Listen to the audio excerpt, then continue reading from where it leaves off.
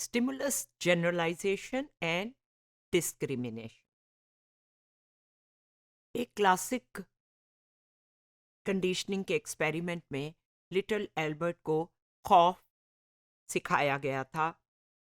वो जो चौंकना और डर पर से रोना, फियर जो रिस्पॉन्स है, वो उसने सीख ली थी। कंडीशन हो गया था जब कोई स्टफ्ड रैबिट उसके सामने लाया जाता था, क्योंकि रैबिट के साथ एक लाउड साउंड पहले आती थी, तो अब वो से रैबिट से भी डरने लग गया था।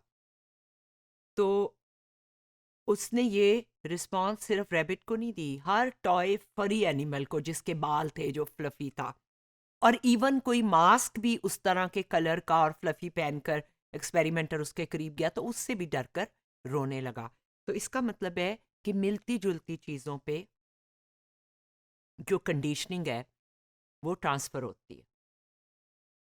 एक बच्चा जो एक कुत्ते के काटने से डर गया है, या उसके दांत देखकर डर गया है, या उसके भौंकने से डर गया है, वो तमाम कुत्तों से डरने लग जाता है। तो कोई अ, अनहोनी सी बात नहीं है, हम सब ऐसी चीज़ें रोज़ देखते हैं।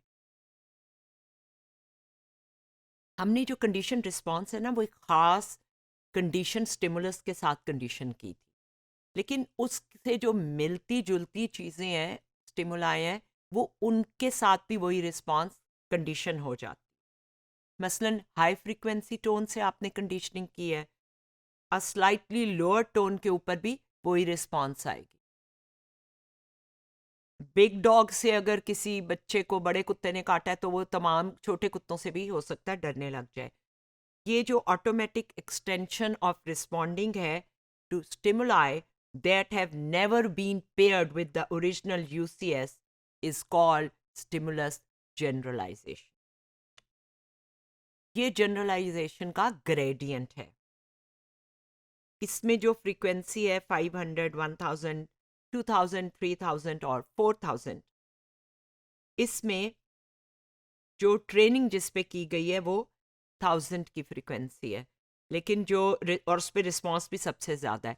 लेकिन जो और फ्रीक्वेंसी की टोन्स है उन पे भी रिस्पॉन्स आ रही है, थोड़ी आ रही है लेकिन आ रही है। इसका मतलब है कि सिमिलर स्टिमुलस के ऊपर भी आप कुछ ना कुछ रिस्पॉन्स आती है, ये जनरलाइज हो जाती है, और आप उतना नहीं डरते, लेकिन थोड़ा सा ज़रूर डरते हैं उसी की मिलती जुलती चीज़ से, जैसे फियर कंडीशनिंग की हमने मिसाल दी। ये जो ग्रेडियंट है ये इस तरह था कि रैबिट्स को ट्रेन किया गया कि उनका एक कंडीशन रिस्पॉन्स थी, वो आउटर आईलिड को बंद करते थे जब उनको एक टोन सुनाई देती थी। एक्सटिंक्शन फेज में देखा कि वो खाली टोन जो है सुनाई दी, और उसको ट्रेनिंग टोन जो है उसके अलावा ऐसी टोन्स भी सुनाई गई जो अ, उनसे फ़र्क थी। तो जो उससे सिमिलर थी उसके ऊपर भी वैसी ही कंडीशन रिस्पॉन्स आई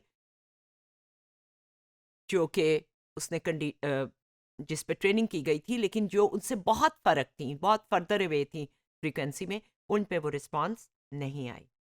हमारे रोज़मर्रा तजर्बे में स्टिमुलाई जो हैं वो कभी अकेले नहीं होते, एक कॉन्टेक्स्ट में और मिले जुले होते हैं।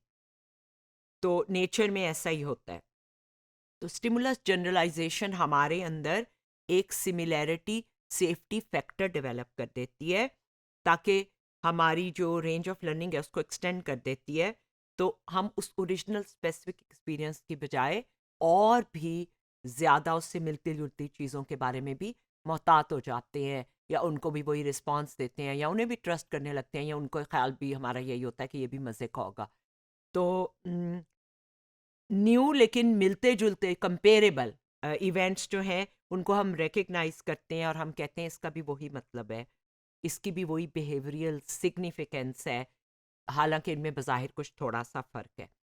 जैसे एक शिकारी जो है वो अपने शिकार को अ, पकड़ता है जंगल में, तो अगर वो उसकी शेप और साइज और उसकी आवाज़ या उसकी गुर्राहट जो है उसमें फ़र्क भी हो, लेकिन उसको शिकारी जो जिसने उसको पहले शिकार किया था उससे मिलती जुलती चीज़ों पे भी शिकार जो है वो जानवर जो है वो भाग जाएगा, क्योंकि वो अगर उसी स्पेसिफिक पे रहे तो उसके लिए बचना इतना आसान नहीं होगा तो वो एक एहतियातन वो बिहेवियर एक्सटेंड हो गया है। ख़तरा इससे था, उसकी मिलती जुलती चीज़ों से भी आपको खतरा हो गया। स्टिमुलस डिस्क्रिमिनेशन ये होती है कि हम दो स्टिमुलस में इम्तियाज कर सकें, और इसके लिए भी ट्रेनिंग हो जाती है।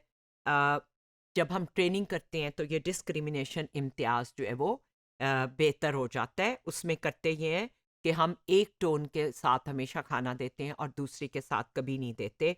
तो शुरू में तो वो मिलती जुलती पे रिस्पॉन्ड करेगा, लेकिन आहिस्ता आहिस्ता वो सीख जाता है कि ये एक ख़ास ही चीज़ है, मुझे उसी पे रिस्पॉन्ड करता है।